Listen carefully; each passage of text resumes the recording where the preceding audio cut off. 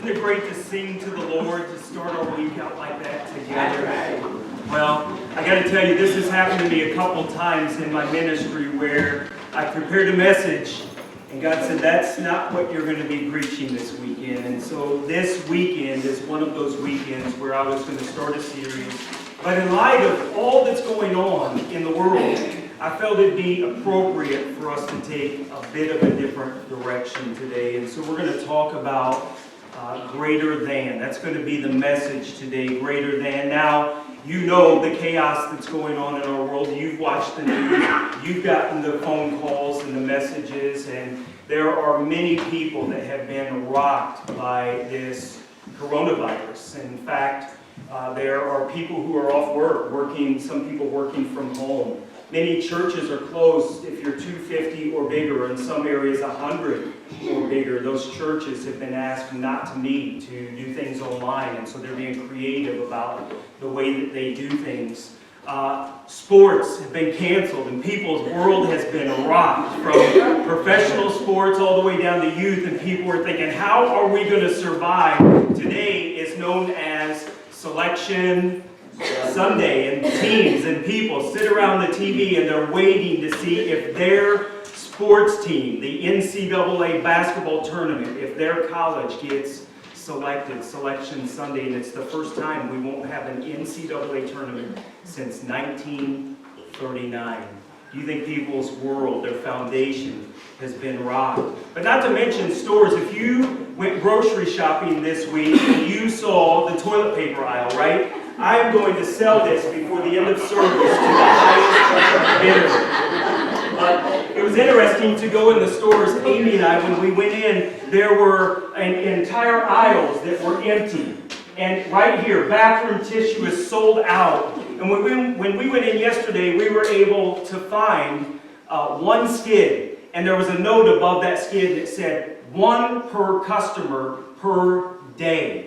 People have been loading up on toilet paper and hand sanitizer. And then when we went in the last few days, the entire meat aisle was practically empty at Kroger. So I went in at 7:30 yesterday morning just to get a few items, because we're not preparists, we're not loading up carts of stuff for days on end. Jesus said that I will give you your daily bread. And I'm just reminded that, God, we're not to panic. See, there's this panic that's taking place over the coronavirus that is now a pandemic. It's impacting the entire world. Borders are shut down. Travel is affected. People are thinking, what are we going to do for spring break? Well, you might be thinking about a staycation now, right? People are worried. And in the midst of this pandemic, what we've noticed is there's major panic and fear. It's not the first time we've seen this. We see it in Scripture with the disciples that were closest to Jesus. There were times where they faced panic. And if you'll join me in Mark chapter 4. Mark chapter 4, that's where we're going to be at this morning. And in Mark chapter 4, verse 1, it gives us context before we get into the content of Scripture. Context before content.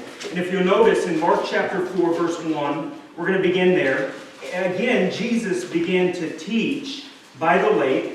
And the crowd that gathered around him was so large that he got into a boat and he sat in it on the lake, while all the people were along the shore at the water's edge. He taught them many things by parables. Now, you can just imagine Jesus, his home base for ministry was there in the region of Galilee, in Capernaum. He had moved there. His home base of ministry for 3 to 3.5 years, and he's right there on the Sea of Galilee. And this crowd, this massive crowd comes around him. And what's he do to teach them? He gets into a boat and he pushes off just a little ways. You ever tried to teach a crowd while they're crowded around you? It's nearly impossible. And so Jesus, being the master teacher, he gets into a boat. He uses what he has. He pushes off, and it gave him a perfect backdrop for his voice to carry. He would have been easily able to teach thousands of people there on that shoreline, and Jesus taught by parables. We've done many parables here. We've taught through a series, and we've defined parables. Parables are earthly stories with heavenly meaning, spiritual meaning. And Jesus, a master teacher, he used parables to teach people over and over again. If we were to look in chapter 4 of Mark, we actually see that Mark, who is getting an eyewitness account from Peter, he's recording several parables that Jesus told in chapter 4. He gives this parable of the sower. We know that parable well. The parable of the lamp on the stand. The parable of the growing seed. And then the parable of the mustard seed. And Jesus taught with parables, often drawing crowds in, teaching them spiritual meaning from earthly stories. He made things so simple to understand. And in verses 33 and 34, pick up there with me. With many similar parables, Jesus spoke the word to them, as much as they could understand.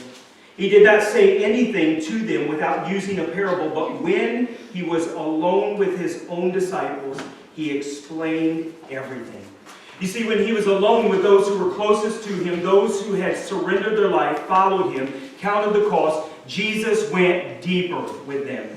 And he takes these stories, he goes deeper with the guys, but then he takes them on a sailing trip, doesn't he? That's where we pick up in verse 35. It says, that day when evening came, he said to his disciples, let us go over to the other side. Leaving the crowd behind, they took him along just as he was in the boat.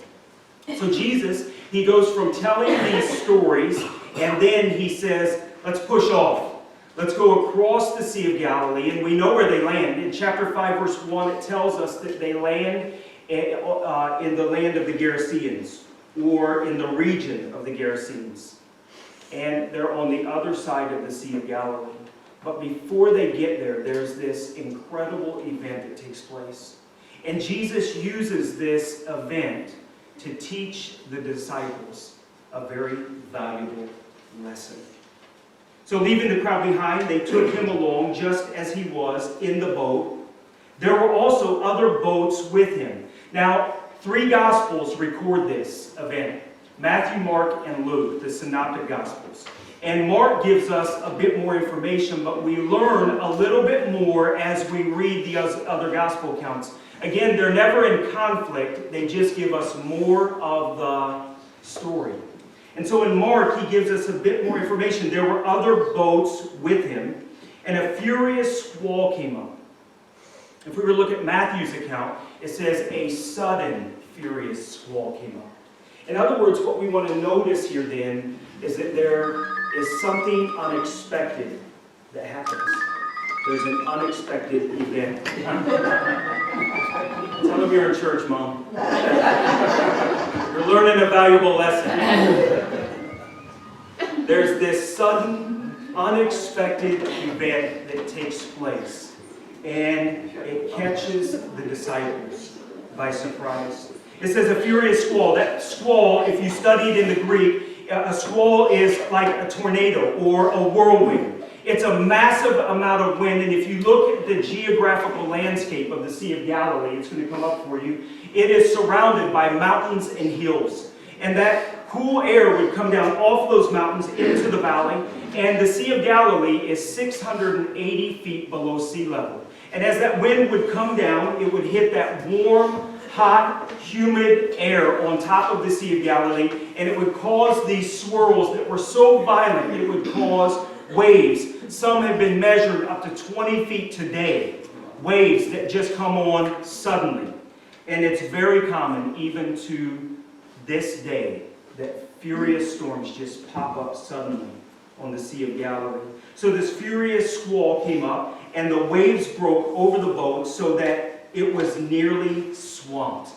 In other words, swamped, if we look this up in the Greek, it means they were almost full. Immediately, those waves came crashing over those boats, not just a boat, the boats, and they were so full they began to what? Sink. The way that Luke's account gives it, it says that they were in danger, grave danger. They were facing a very, very difficult, unexpected time. And I think this speaks to us this morning, doesn't it, church? That there's something unexpected. It's come on us like a storm in the coronavirus.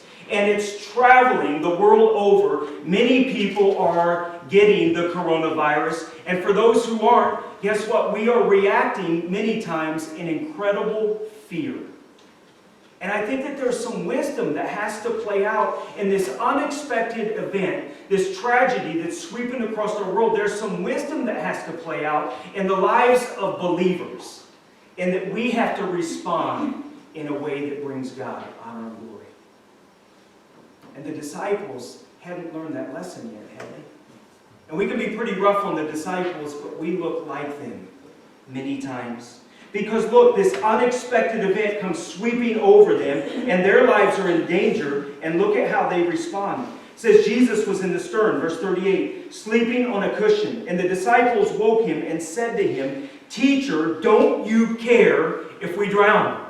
You see, during this unexpected, unforeseen event in their life that just suddenly hit them, all of a sudden their response to Jesus is, "Where are you in the midst of this?" And I'm reading the responses on Facebook day after day. And I'm thinking many believers are writing things that leave us in a position that actually makes people think that we're saying, "Jesus, where are you in the midst of this?" Because we're writing things that show that we're fearful instead of faithful. And we have to be very careful about how we respond here. You see, Jesus was exhausted. Hebrews 2:17 said he had to be made like us in every way. He was fully human, fully God. And he was exhausted, teaching all day. As they pushed off, he took an opportunity to sleep, and this storm suddenly hits, and he is sleeping. You ever slept through a thunderstorm? I used to be able to do that. Amy used to say, "You could sleep through an earthquake." That's changed for me. But Jesus was so exhausted, he's sleeping through this incredible storm. And the disciples are saying, "Where are you in the midst of this storm in our life?" And you know that many people are asking Jesus, "Where are you in the midst of this storm that we're facing?" Many times we respond like the disciples, with uncertainty and fear. But Jesus, he got up, he rebuked the wind, and he said to the waves, "Quiet, be still." Then the wind died down, and it was completely calm. If you read this in the Greek, quiet, be still, it's a command, and rebuke means that he warned. You be quiet, you be still. And it's interesting to me when I read this, that immediately what God created listens. His creation listens to him. Scripture says that his creation sings his name, sings his praise. And in the midst of this, Jesus, quiet, be still, and notice that the response is immediate.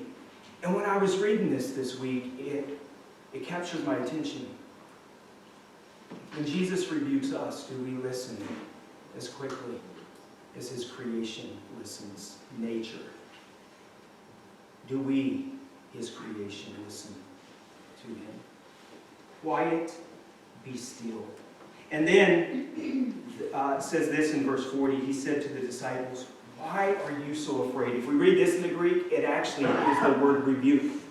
He not only rebuked the wind and the waves, he rebuked the disciples. He warned them. This is a stern warning. Why are you so afraid? Do you still have no faith? If we were to turn back just in the Gospel of Mark and we started from the beginning, we'd see that Jesus did miracles before this. He healed people, didn't he? He healed the leper. He healed the lame, the paralyzed. He healed people time and time again. This isn't the first miracle that the disciples had seen, but they still didn't get it. Why are you so afraid? And what I see right now, the response of the church is that many times, not just with the coronavirus, with a lot of things, we move in fear instead of faith. And we are called to move in faith instead of fear. Amen?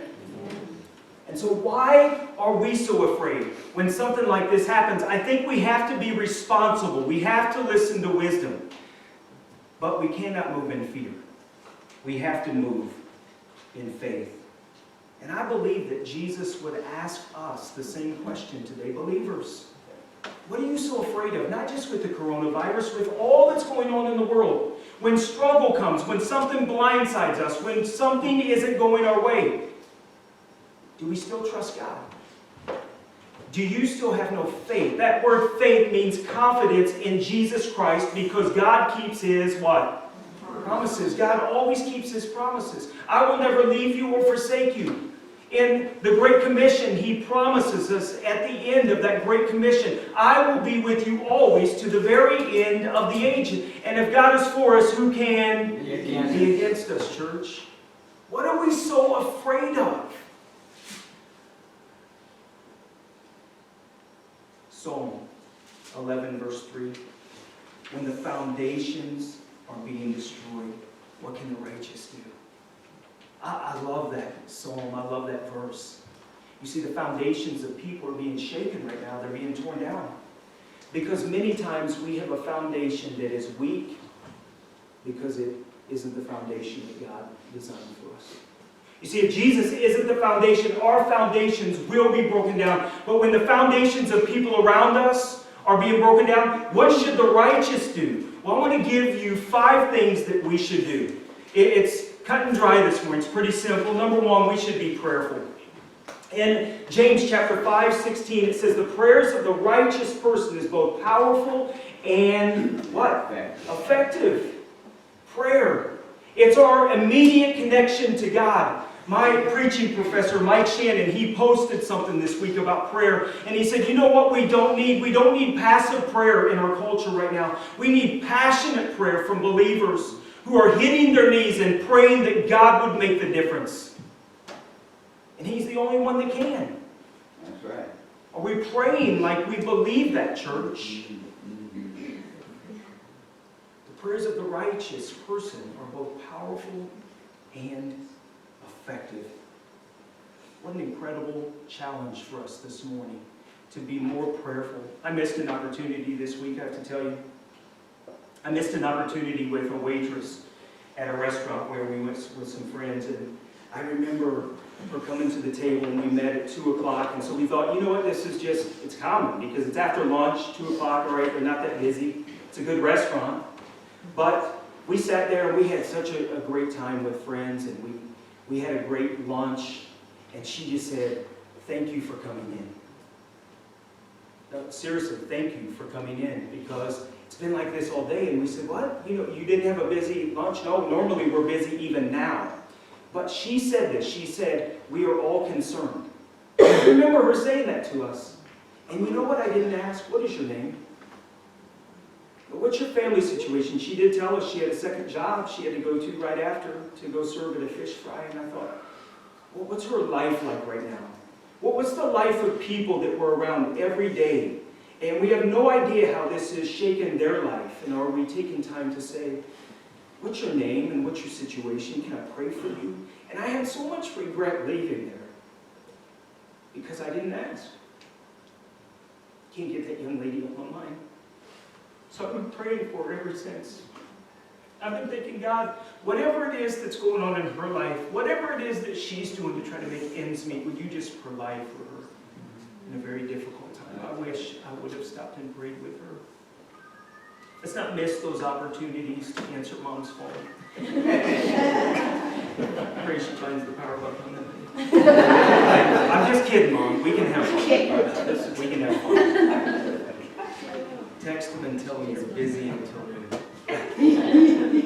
You know, President Trump, he had this national emergency where he dubbed this pandemic a national emergency for us, but he went above and beyond that. And President Trump actually dubbed today the National Day of Prayer.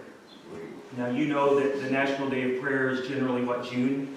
And today, he is marked as the National Day of Prayer. I want you to hear a couple of tweets. And I know people are all over President Trump. This isn't a political message, okay? But here's what I want to share with you, is that God is opening the door for the conversation about prayer again. Not only in government, not only in schools, but in the workplace, in social media. Because notice what he he tweeted that day, 2 different tweets. They're going to come up on the screen. "It is my great honor to declare Sunday, March 15th, as a national day of prayer. We are a country that throughout our history has looked to God for protection and strength in times like these." Then he tweeted this, "No matter where you may be, I encourage you to turn towards prayer and an act of faith. Together, we will easily prevail."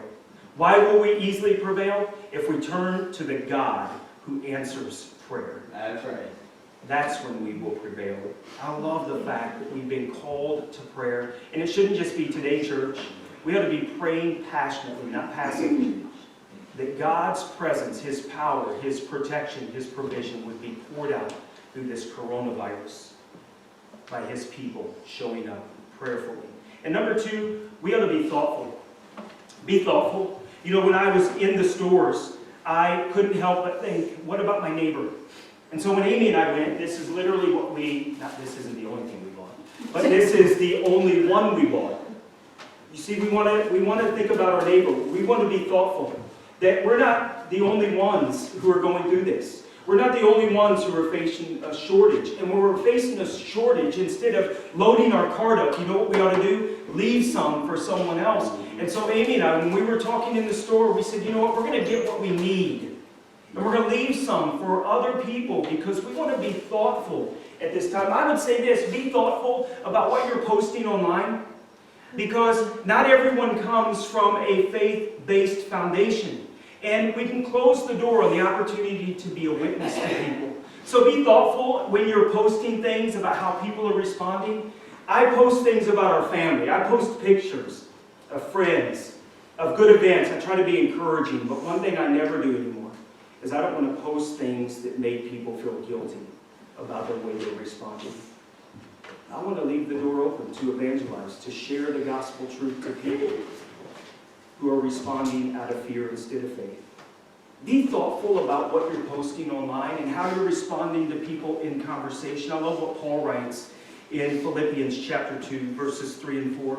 He says, "Do nothing out of selfish ambition or vain conceit, rather in humility value others above yourselves, not looking to your own interest, but each of you also to the interest of others." As we go throughout this struggle and we face more struggles in the world, how about this? Be thoughtful about your neighbor. Think about the people around you and don't just think about yourself. Number 3, we should be thankful. We ought to take time just to thank God. Thank you, Lord, for providing for me, for protecting us during this difficult time, for giving me opportunities to share your truth, because when tragedy strikes, it opens the door for hope. And you and I have the hope of the world. His name is Jesus Christ. We ought to be thankful for that. Colossians 3:15 says this, "Let the peace of Christ rule in your hearts, since as members of one body you were called to peace, and be thankful." You know, thankful people are at peace with whatever's going on in their life. Doesn't matter how devastating it is, you can be at peace no matter what it is that's going on, because we know that we have the answer to every issue. Jesus is never the cause, He's always the cure. He's always the cure. And then, number 4, we have to be helpful. I love this. Helpful. Man, what is it that we can do right now? Jesus said the greatest command, you remember? Love the Lord your God with all your heart, with all your soul, with all your mind. Love your neighbor as yourself. The 2 greatest commandments. Why? Because they encompass everything else. If we love God, we love man, then what else? What else could go wrong? I mean, if we're loving God and we're loving our neighbor, it encompasses every other law that God has given us. And what would happen if we were helpful instead of hurtful in these times? What would happen if we stepped into people's lives and we helped them, whether it be with giving them something that we have that they don't? You know, Kathy told me this week that Darius, you guys know Darius, he was crippled over 4 years ago in our township in a brutal meeting on the bus stop. And our church stepped in and we journeyed with that family, and we still journey with them. He's crippled from the chest down, and he has specific things he needs, like alcohol wipes, like hand sanitizer, things like that, and it's unavailable to him right now. So Kathy told me he has no alcohol wipes. He can't really cleanse his hands the way that he needs to, and we think that we need hand sanitizer. We think we need this stuff. He's really in need, because if he gets an infection, it can cost him his life. And I thought, how do we help them? And Kathy called me and said someone brought us a bottle of hand sanitizer. You know, people are rationing this stuff. You know, I saw a joke online yesterday where someone was selling this on Pawn Stars. You know, a third of it, and it was a joke that was online. But you know what? People are really going crazy over this stuff. And there's a shortage of hand sanitizer, and we may use it, but we don't need it the way Darius does. What if we were helpful and we just said, you know what? I'm going to give Darius my hand sanitizer because his life depends on it. Ours does not. So what would it take for you and I to be helpful to people? Who's the waitress or the person in the family or the person at work right now that needs help? Their foundation has been rocked, and they need us to step in with faith instead of fear. And here's number 5, we need to be faithful. We need to be faithful. 2 Timothy 1:7, the Apostle Paul says this, "For the Spirit God gave us does not make us timid, but gives us power, love, and self-discipline." I love that verse. It's one of my favorite verses in all of the Bible. If the Spirit of God that raised Jesus from the dead lives in us, then what are we so afraid of, church? We shouldn't be timid. We shouldn't be worried. We should understand that God's got this. He's got the power to overcome this, and we ought to be full of love and self-discipline in these times. That's right. That's right. And when people see the church responding like that, people are going to want to know what we have that they don't. And we're going to be able to share with them. Hebrews 9:14, the author writes this, "How much more, then, will the blood of Christ, who through the eternal Spirit offered himself unblemished to God, cleanse our consciences from acts that lead to death, so that we may serve the living God." See, we're so worried about cleansing our hands today, and what Christ came to do was cleanse our hearts of selfishness, of self-centeredness, of trying to be in control. A psychologist in the news this week said, why do people go out and respond like this by buying up cartloads of water and toilet paper and hand sanitizer? And that psychologist said it's because in the midst of something that seems so out of control, what the human heart really wants is control. And we are not in control, church. God is. And if we just would live by these 5 principles, starting this week, then what we would say to people is that faith is far greater than fear. And you and I would have a great impact in the corner of the world that God has given us. Isn't that the way we want to live, church? Faith is far greater than fear. So when people look at our lives, how are we responding? Jesus, where are you in the midst of this? Or are we responding, Jesus, I know you're in the midst of this. And I'm going to be part of your gospel message to the rest of the world by the way that I live out my faith. Faith is far greater than fear. Don't be afraid, church. Let's live out our faith genuinely this week.